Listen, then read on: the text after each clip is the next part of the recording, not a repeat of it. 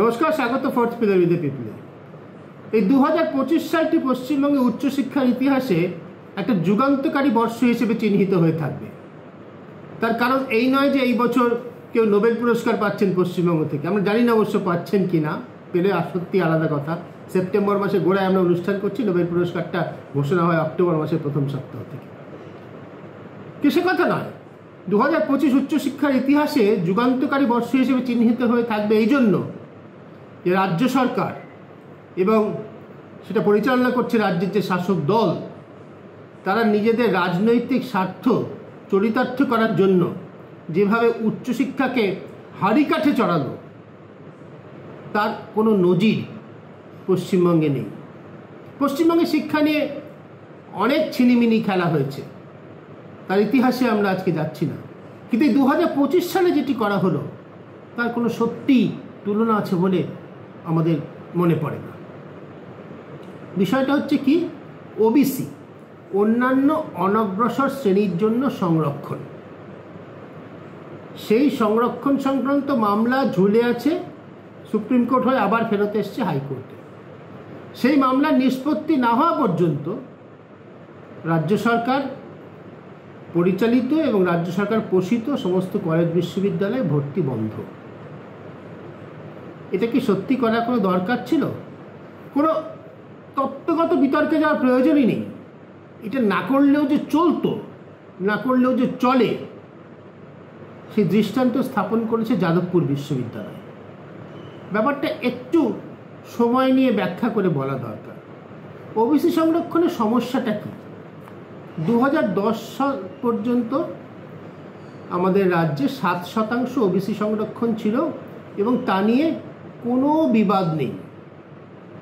তারপরে গত 15 বছর ধরে যত কিছু মামলা মোকদ্দমা হয়েছে, যত কিছু রায় হয়েছে, ওই 2007 সাল পর্যন্ত যে 7% ছিল তা নিয়ে কোনো বিরোধ নেই। বিরোধটা কী নিয়ে? 2010 সালে বামফ্রন্ট সরকার বিদায় নেওয়ার ঠিক আগে, তার কয়েক বছর আগে সাচার কমিটির রিপোর্ট প্রকাশিত হয়েছে। সারা দেশে, পশ্চিমবঙ্গ সহ সারা দেশে মুসলিমদের অনগ্রসরতা একদম তথ্য পরিসংখ্যান দিয়ে মানুষের সামনে এসেছে। সেই রিপোর্টের পরিপ্রেক্ষিতে পশ্চিমবঙ্গের অবস্থা বিবেচনা করে 2010 সালে বামফ্রন্ট সরকার বিদায় নেওয়ার, মনে রাখা দরকার, ঠিক আগের বছর 42টি শ্রেণীকে, ক্লাসকে ওবিসি বলে চিহ্নিত করা হলো একটা প্রশাসনিক নির্দেশ বলে, এবং একই সঙ্গে ওবিসির জন্য সংরক্ষণ 7% থেকে বাড়িয়ে 10% করা হলো। এই যে 42টি নতুন শ্রেণীকে যুক্ত করা হয়েছিল, এর মধ্যে 41টি হচ্ছে মুসলিম। কাজটা অবৈধ হয়েছিল, বেআইনি হয়েছিল, কোর্টে তা প্রমাণ হয়েছে। 2011 সালে সরকার পরিবর্তন হলো, ক্ষমতায় এলো তৃণমূল কংগ্রেস সরকার। তখন অবশ্য কংগ্রেসের সরকারে ছিল, কিন্তু তৃণমূল কংগ্রেসই সরকারের নেতৃত্বে। তো যাই হোক, 12 সালে কী করা হলো? 12 সালে আবারও ওই এক প্রশাসনিক নির্দেশ বলে 37টি ক্লাসকে, আরও 37টি ক্লাসকে, মাফ করুন, আরও 35টি ক্লাসকে যুক্ত করা হলো। ফলে 2010 পর্যন্ত যা ছিল, তারপরে 77টি ক্লাসকে যুক্ত করা হলো, যার মধ্যে একটি বাদে সবই মুসলিম, এবং ব্র্যাকেটে লেখাও ছিল মুসলিম বলে। স্বাভাবিকভাবেই দক্ষিণপন্থী হিন্দুত্ববাদী সংগঠনগুলো মামলা করলো। কলকাতা হাইকোর্টে মামলা হলো। আর্জি হচ্ছে যে এখানে ওবিসি সংরক্ষণের নামে আসলে ঘুরিয়ে ফিরিয়ে সংরক্ষণ দেওয়া হচ্ছে মুসলমানদের, এবং যেহেতু ধর্মের ভিত্তিতে সংরক্ষণ আমাদের দেশের সংবিধান অনুমোদন করে না, তাই এটা বেআইনি। 2024 সালে মামলা দায়ের করা 12 বছর পর কলকাতা হাইকোর্টের ডিভিশন বেঞ্চ রায় দিল যে এই যেভাবে এই 77টি শ্রেণীকে যুক্ত করা হয়েছে, অর্ধেক প্রায় বামফ্রন্ট আমলে, বাকি অর্ধেক প্রায় তৃণমূলের আমলে, পুরোটাই অবৈধ। তার কারণ হাইকোর্ট বলল যে অনগ্রসরতা, সামাজিকভাবে অনগ্রসরতা এবং সরকারি কাজে, শিক্ষায় ওই শ্রেণী কী প্রতিনিধিত্ব আছে, এইগুলো বিচার করতে হবে। বিচার করবে কে? আইন অনুসারে একটা রাজ্য স্তরে ব্যাকওয়ার্ড ক্লাসেস কমিশন আছে, সেই কমিশন বিচার করবে। কমিশন কোথার থেকে বিচার করবে? কমিশন ডেটার ভিত্তিতে বিচার করবে। সেই ডেটা দেবে কারা? পশ্চিমবঙ্গের একটা সংস্থা রয়েছে, কালচারাল রিসার্চ ইনস্টিটিউট, রাজ্য সরকারি সংস্থা। তারা রিসার্চ করে ডেটা দেবে। সেই ডেটার ভিত্তিতে কমিশন বিভিন্ন শ্রেণীর বক্তব্য শুনে, যারা অন্তর্ভুক্ত হতে চায় তাদেরও বক্তব্য শুনবে, অন্তর্ভুক্তির বিরুদ্ধে যদি কারো বক্তব্য থাকে তাদেরও বক্তব্য শুনবে। শুনে কমিশন ঠিক করবে, এইটি সুপারিশ করবে যে এরা ওবিসি শ্রেণীভুক্ত হতে পারে কি পারে না। ভালো কথা। সেই রায়ের বিরুদ্ধে পশ্চিমবঙ্গ সরকার সুপ্রিম কোর্টে গেল এবং সুপ্রিম কোর্টে প্রধান বিচার গত জুলাই মাসের শেষের দিকে প্রধান বিচারপতি গাওয়াইয়ের নেতৃত্বে 3 সদস্যের ডিভিশন বেঞ্চ রায় দিল যে কলকাতা হাইকোর্ট যা বলেছে সেটা ঠিক নয়। কলকাতা হাইকোর্টের রায়টাকে স্থগিত করে দিল। শিক্ষা সংক্রান্ত যে ডজন ডজন মামলায় পশ্চিমবঙ্গ সরকারে বারবার মুখ পুড়ছে, বিশেষ করে নিয়োগ সংক্রান্ত মামলায়, এখানে একটি মামলায় রাজ্য সরকার বলা যেতে পারে সুপ্রিম কোর্ট থেকে রিলিফ পেল। রাজ্য সরকারের বক্তব্য সুপ্রিম কোর্ট ঠিক বলে প্রতিষ্ঠিত হলো। সেই আনন্দে কিনা জানি না। এবং তার সঙ্গে যেহেতু সংরক্ষণ যে শ্রেণীগুলিকে দেওয়া হয়েছে তারা মুসলিম এবং সামনে ভোট আসছে, এবং একথা এখন আর রাগঢাক করে বলার কোনো প্রয়োজন হয় না। মুসলিম ভোট ব্যাংক তৃণমূল কংগ্রেসের বড় ভরসা, যার জন্য উর্দু একাডেমি, ধর্মের সঙ্গে কোনো সম্পর্ক নেই, রাজনীতির সঙ্গে কোনো সম্পর্ক নেই, একটা ভাষাগত প্রতিষ্ঠান উর্দু একাডেমি, রাজ্য সরকারের প্রতিষ্ঠান, যে সংস্থা শীর্ষে রয়েছেন মুখ্যমন্ত্রী, তাদের আয়োজিত অনুষ্ঠানে জাভেদ আখতার, বিশিষ্ট অভিনয় থিয়েটারের চলচ্চিত্র জগতের বিশিষ্ট ব্যক্তিত্ব, যিনি নিজেকে নাস্তিক বলে ঘোষণা করেন, তার আশা বন্ধ করতে অনুষ্ঠান বাতিল করতে হবে। বোঝাই যায় যে রাজ্য সরকার কতখানি দায়বদ্ধ, রাজ্যের শাসক দল কতখানি দায়বদ্ধ, শুধু মুসলিম সমাজের কাছে বলবো না, সেই সমাজের কট্টরপন্থী অংশের কাছে।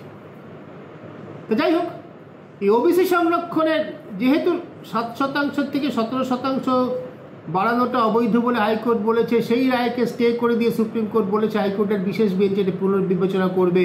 এর যে কাজ এখন চলছে, সেহেতু পুরো নিয়োগ প্রক্রিয়া রাজ্য সরকার বন্ধ করে রাখল। কোনো প্রয়োজন কি ছিল? আবারও বলছি, কোনো প্রয়োজন ছিল না। যাদবপুর বিশ্ববিদ্যালয় করে দেখিয়ে দিয়েছে। তারা কি করেছে? যাদবপুর বিশ্ববিদ্যালয় করেছে, ঠিক আছে, 100 জনের তো ক্লাস, 17 জন সংরক্ষণ, তার মধ্যে 7 জন নিয়ে কোনো বিবাদ নেই। তাহলে 10টি সিট, 100 জনের মধ্যে 10টি সিট, এই 10টা সিট খালি থাক। 100 জনকে নিয়ে যদি ক্লাস হয়, 90 জনকে তো আমি ভর্তি করে দিতেই পারি, 90 জন ছাত্রছাত্রী, 10টা খালি থাক, দেখা যাক কোর্ট কি বলে। কোর্ট যদি বলে এই 10% সংরক্ষণ দিতে হবে, তাহলে ওবিসি শ্রেণীর ছাত্রছাত্রীদের না হবে। আর যদি বলে না হবে না, তাহলে ঠিক আছে, সাধারণ শ্রেণী থেকেই সাধারণ মেরিট লিস্টের ভিত্তিতে এদের পূরণ করে নেওয়া হবে। এর মধ্যে তো করে এই দুটোর বাইরে তো কিছু হতে পারে, ওই 10% থাকবে অথবা থাকবে না। এই সরল যুক্তিতে যাদবপুর বিশ্ববিদ্যালয় নিজেদের মতো করে ভর্তিটা করে নিয়েছে, অন্যত্র ভর্তি হয়নি। বেসরকারি বিশ্ববিদ্যালয়গুলো কিন্তু সব ভর্তি হয়ে গিয়েছে। এই পুরো যে ব্যাপারটা চলছে, এর কোনো প্রভাব কিন্তু বেসরকারি বিশ্ববিদ্যালয়, বেসরকারি কলেজ, বেসরকারি শিক্ষা প্রতিষ্ঠানের উপর নেই। যার ফল কি হচ্ছে, এমনিতেই পশ্চিমবঙ্গে কলেজ স্তরের শিক্ষায় প্রায় 9 লক্ষ আসন রয়েছে, আর এবছর আবেদনকারীর সংখ্যা ওই সেন্ট্রাল পোর্টাল অনুযায়ী 3.5 লক্ষ মাত্র। আমারই এক প্রতিবেশী, বলা যেতে পারে প্রথম প্রজন্মের পড়ুয়া, প্রথম প্রজন্মের স্কুলের গণ্ডি পেরোনো, হায়ার সেকেন্ডারি পাস করেছিল, তার অনলাইনে পোর্টালে ফর্ম ভর্তি করার ক্ষেত্রে কিছু গণ্ডগোল হয়েছিল। পরে আমি দেখার পরে বুঝতে পারলাম। তো যখন একটি কলেজে সে গেল, তাকে কিন্তু খুব চমৎকারভাবে কলেজ কর্তৃপক্ষ আশ্বস্ত করেছে, না কোনো চিন্তার কিছু নেই, কলেজে ভর্তি হওয়া কোনো ব্যাপার না, আসন খালি আছে, 10 তারিখের পরে আসুন, ভর্তি হয়ে যাবে। শিক্ষার হাল কোথায় গিয়ে দাঁড়িয়েছে? কেন বলছি যে এই যুগান্তকারী বর্ষ হিসেবে 2025 চিহ্নিত হয়ে থাকবে। এবছর কার্যত সরকারি শিক্ষা ব্যবস্থায়, সরকার পোষিত শিক্ষা ব্যবস্থায় কলেজ স্তরে, বিশ্ববিদ্যালয় স্তরে ভর্তিই হলো না। আমরা ইঞ্জিনিয়ারিং কথা, ইঞ্জিনিয়ারিং কিন্তু আইনের জন্য আটকে আছে, ডাক্তারি তো তাই, সত্যিকার আইনি জটিলতা রয়েছে। কিন্তু এই কলেজ বিশ্ববিদ্যালয়ে কোনো আইনি জটিলতা নেই, এটা পুরোপুরি রাজ্য সরকারের হাতে ছিল। সেই শিক্ষার থেকে প্রায় সমস্ত মেধাবী অংশটাকে বাধ্য করা হলো প্রাইভেট ইউনিভার্সিটিতে ভর্তি হতে। এখন ইউজিসির একটা নিয়ম আছে, 1 মাস পরে আর টাকা ফেরত দেওয়া হয় না। তো অনেক প্রাইভেট ইউনিভার্সিটি আছে, কলকাতা শহরে রমরম করে চলছে, কলকাতায় আশেপাশে নিউ টাউনে, সল্টলেকে অন্তত ডজন ডজন প্রাইভেট ইউনিভার্সিটি। সেখানে যারা ভর্তি হয়ে গিয়েছেন, লক্ষ লক্ষ টাকা কমিট করেছেন, তারা কি আর যাদবপুরে প্রেসিডেন্সি কলেজে, মৌলানা আজাদে, মেথুন কলেজে, ব্রাহ্মণ কলেজে যাবেন? হ্যাঁ, এখানে পড়াটা এখনো পর্যন্ত প্রায় বিনামূল্যে এবং শিক্ষার মান নিয়ে কোনো সংশয় নেই। কিন্তু এই কলেজগুলোতে কী অবস্থা আজকে? আমি যেগুলোর নাম করলাম তার মধ্যে একটি কলেজ, একটি শিক্ষা প্রতিষ্ঠানের কথা বলছি। ফিজিক্স, পদার্থবিদ্যা, সাধারণভাবে যেটা পড়ার জন্য খুব চাহিদা থাকে ক্লাস 12-এর পর, মনে করা হয় যে এটা পড়লে নানা ধরনের কাজ পাওয়া যেতে পারে। একটা সময় ছিল যে পদার্থবিদ্যা, একটা সময় কেন সবসময় চিরকালই রয়েছে, পদার্থবিদ্যা পড়ার এক ধরনের, সায়েন্স পড়ার মধ্যে এক ধরনের কী বলবো গ্ল্যামার রয়েছে বলা চলে। মানে বিজ্ঞানের ইতিহাস আমরা যদি দেখি, বরণ্য সায়েন্টিস্ট, সায়েন্সের যে সুপারস্টার যদি কারো নাম করতে হয়, তারা সবাই তো পদার্থবিদ, নিউটন, গ্যালিলিও, আইনস্টাইন ইত্যাদি ইত্যাদি। সেই পদার্থবিদ্যা ক্লাসের কি অবস্থা? সরকার পোষিত না, একদম প্রত্যক্ষ সরকারি কলেজ। একটি বর্ষে স্টুডেন্টের সংখ্যা 1, অন্য একটি বর্ষে স্টুডেন্টের সংখ্যা 2। কলেজে শিক্ষক রয়েছেন, আমরা কথায় কথা অধ্যাপক বলি, আসলে শিক্ষক রয়েছেন, কেউ অধ্যাপক, কেউ সহযোগী অধ্যাপক, কেউ সহকারী অধ্যাপক ইত্যাদি নানা ধরনের পোস্ট রয়েছে বিশ্ববিদ্যালয় কলেজে। মোট কথা কলেজে 14 জন শিক্ষক রয়েছেন। স্টুডেন্ট একটা ব্যাচে 2 জন, একটা ব্যাচে 1 জন।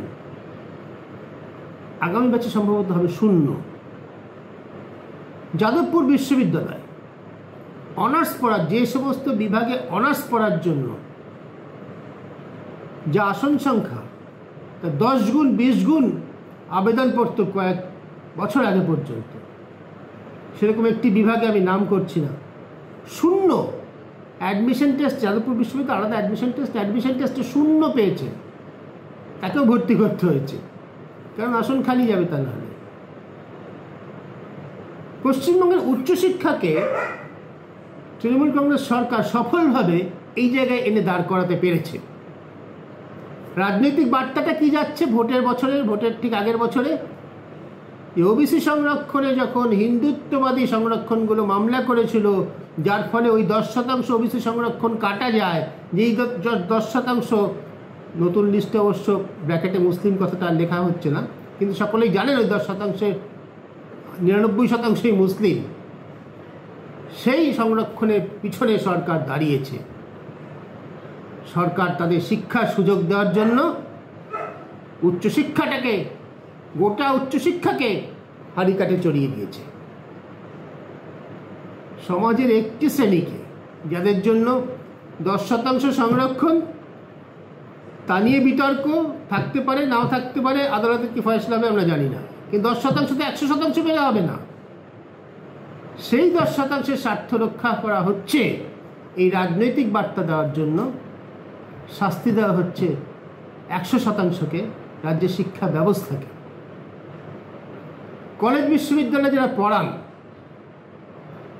তাদের সঙ্গে আপনাদের নিশ্চয়ই সুযোগ আছে অনেকের, একান্তে কথা বলে দেখবেন তো। আজ থেকে 5 বছর পরে কলকাতার অধিকাংশ কলেজে, 5 বছরের মধ্যেই, এবং 7-8 বছর পরে দেশের অগ্রণী বিশ্ববিদ্যালয় যেগুলো কলকাতাতে অবস্থিত, তাতে ছাত্র পাওয়া যাবে না। বিরাট বিরাট বিল্ডিং থাকবে, লক্ষ লক্ষ টাকা বেতন পাওয়া অধ্যাপক শিক্ষক থাকবেন, বিরাট ইনফ্রাস্ট্রাকচার থাকবে, ছাত্রছাত্রী একজনও থাকবে না। ছাত্রছাত্রী থাকবে কোথায়? লক্ষ লক্ষ টাকা দিয়ে বেসরকারি বিশ্ববিদ্যালয়, যে ব্যবস্থাকে মসৃণভাবে চলতে দিয়ে সরকারি ব্যবস্থাকে যখন পঙ্গু করে, শ্বাসরোধ করে বন্ধ করে দেওয়া হলো, একই সঙ্গে বেসরকারি ব্যবস্থাকে তো রমরম করে চলতে দেওয়া হলো।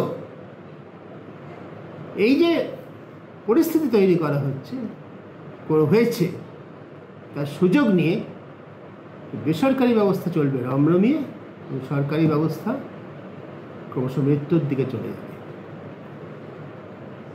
যে শিক্ষারই বাঙালির এত শ্লাঘা ছিল, অভিমান ছিল, গর্ব ছিল, তার এই অধঃপতন নিয়েও যদি আমরা কথা না বলি, সোচ্চার না হই, তাহলে আমাদের জাতিসত্তা কি শুধু